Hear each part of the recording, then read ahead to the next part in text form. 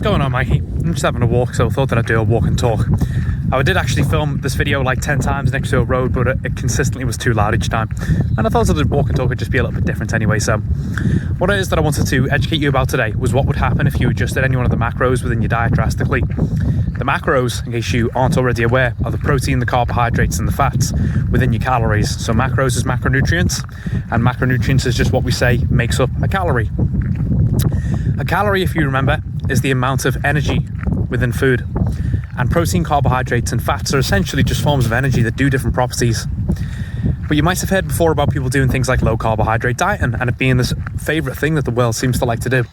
So I just thought I'd let you know, if you want to increase or decrease any one of these macros, not just the carbohydrates, I'll let you know what happens. So the protein, first thing we should remind ourselves is what protein does. Protein is mainly essential for just muscular recovery. Like, you are made from protein. Everything about you is made from protein. So if you have a low amount of it, you tend to literally waste away.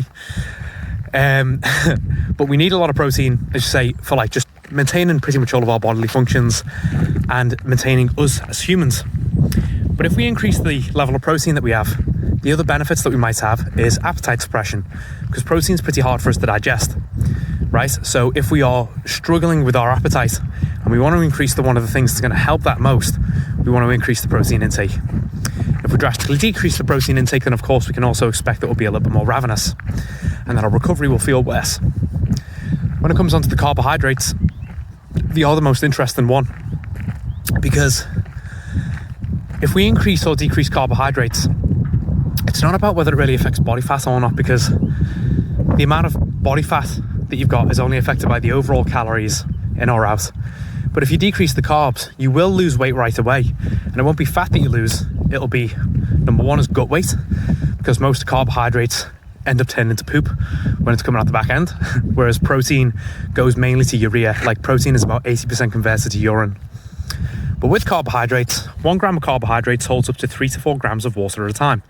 So if you are eating 300 grams of carbohydrates a day and you remove all the carbohydrates right away, your body will also lose about 1.2 kilos of water weight pretty much, overnight. So when you get people who go on low carbohydrate diets, they end up usually losing 4 or 5 pounds of weight within the first week, and they're like, oh my god, this is amazing. It's mainly just because they've dropped a shitload of water weight, and as soon as you start eating the carbohydrates again, that water weight will come back.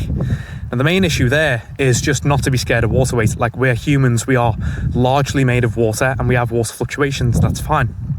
So I just wanted to let you know that if you ever think that doing a low carbohydrate diet is a good idea, for some people it is, because some people think that eating less carbohydrates gives them less sugar cravings. But as far as body fat itself will go, you won't necessarily lose more weight just because you drop carbohydrates. The overall calories is what's most important there. You will instantly lose general weight just because loads of water weight will come off, but it won't be body fat itself. And then the last thing is fat. With fat, not too much happens. Fat itself is really calorie dense, okay? It's 9 calories per gram. So if you have 100 grams of fat, that's 900 calories.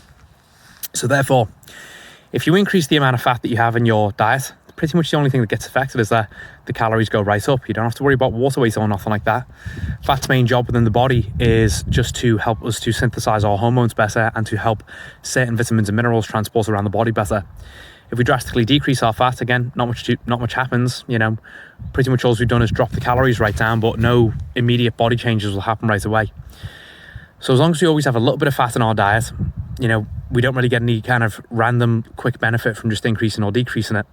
The carbohydrates are the only ones that really affect body composition right away. So basically, now that you've seen all this, you'll know that there's pretty much no real point in drastically increasing or decreasing one of your macronutrients. The real thing is just looking at the overall calories. And the main thing that we want in life is a calorie-controlled diet with a good protein intake.